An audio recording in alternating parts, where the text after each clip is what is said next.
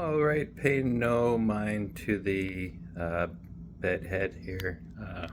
I'm on my way for a run this morning, and yeah, it's just the way it's going to be for the hair in this video. So I get asked a lot, what should I bring? I'm going cold water plunging. What should I bring?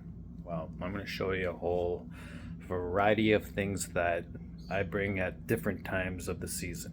Okay, but most of this stuff you're not gonna probably 100% need, but I like to have packed just in case.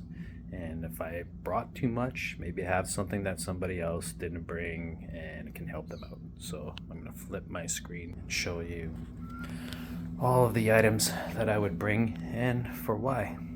Going from perhaps most important. Most important, all right, for what you're wearing, of course, like a bathing suit. Here I got my running socks on. I wouldn't usually have those.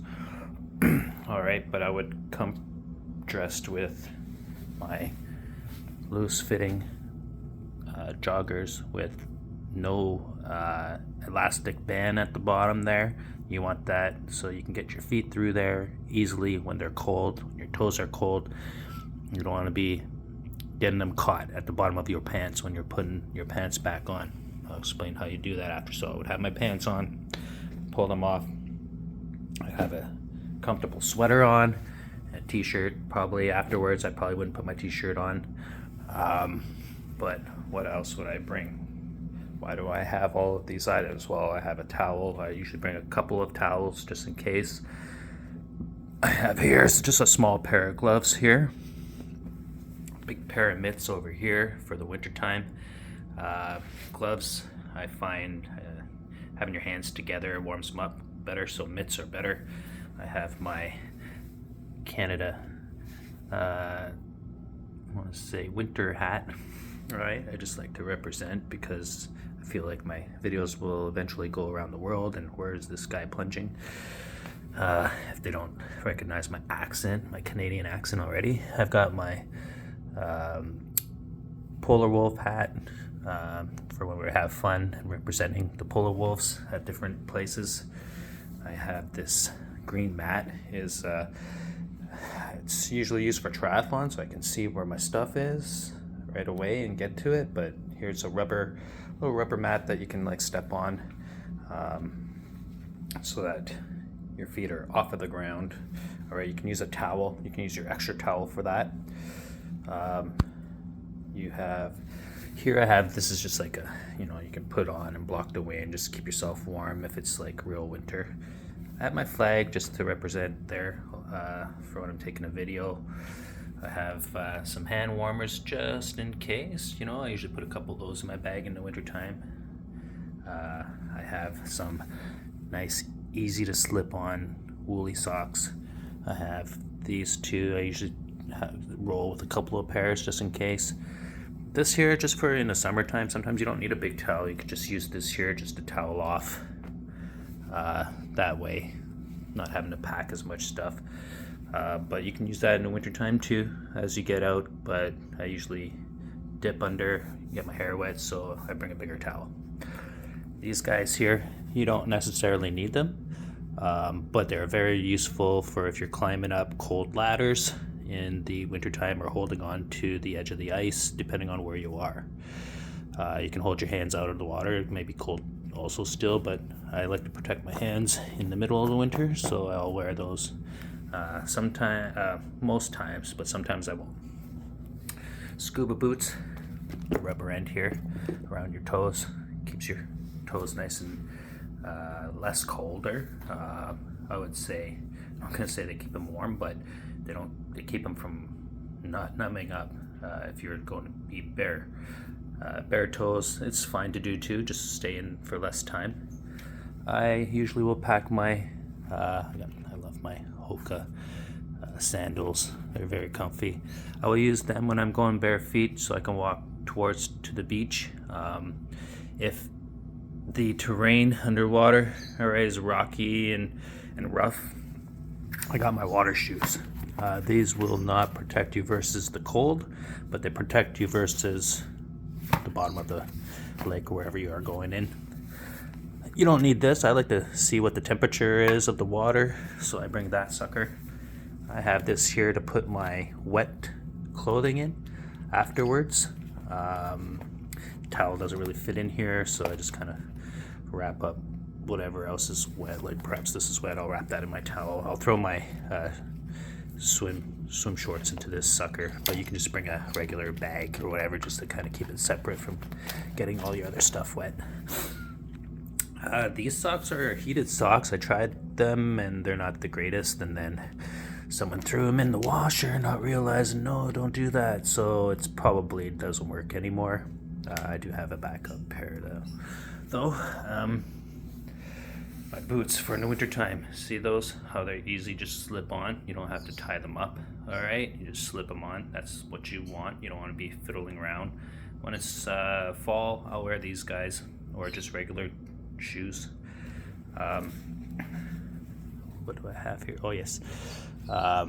Last year I used to just, when I come out, dry off, throw on my house coat, pull off my shorts from underneath, like tie this up, pull off my shorts from underneath, throw my pants on, and then throw a sweater on over top of this sucker, and I'm nice and warm, just nice and warm. Now I have a dry robe, and we've got it patched, the Polar Wolf's cold water therapy.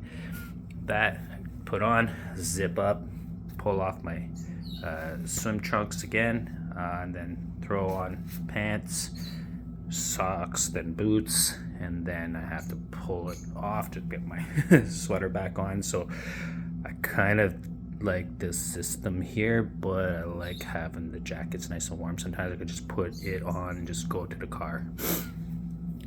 I have of course my stand and to take video. You don't need that, but when you want to kind of take some video of yourself and others, then you'll get into doing something like that.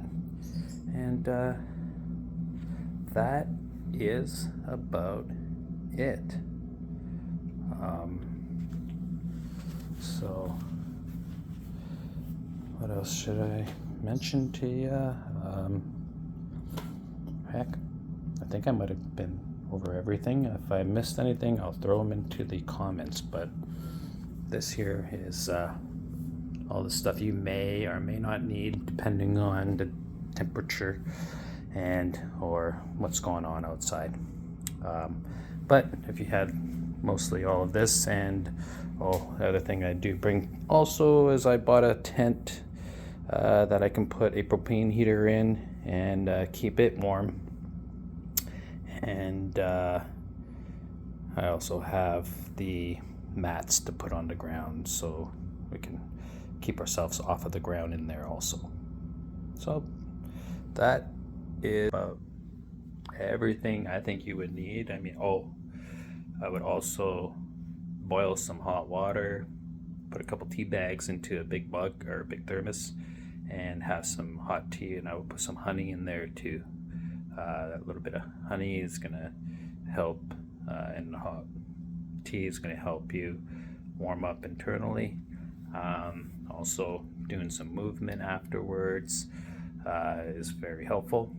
And yeah, then you're on your way to just getting into a warm place and letting your body do the rest. It will regulate, come back to its normal temperature within 15 minutes to an hour, depending on how long you stay in and how many times you've done it and being able to adapt to it. But after a while, your body gets so used to being cold, it doesn't affect it as much, and you will see a recovery time getting much quicker. So I hope that this helps you out, and it gives you less stress when you're getting ready for a cold plunge with friends. And always remember to bring also a great attitude, a positive attitude, and not be not be afraid to challenge yourself, and know that you'll be okay. Right, once you warm up, and you're going to feel all the great benefits that cold water has to give. And remember, no ice is safe ice. Always swim outside with friends, all right? If you're stuck and you have a cold tub at home, you're okay there. Don't stay in for longer than 2 minutes, and you'll be fine. You have all the warmth of your home at that point. So happy plunging, happy cold plunging, and always remember, plunge a day keeps a doctor away. Peace.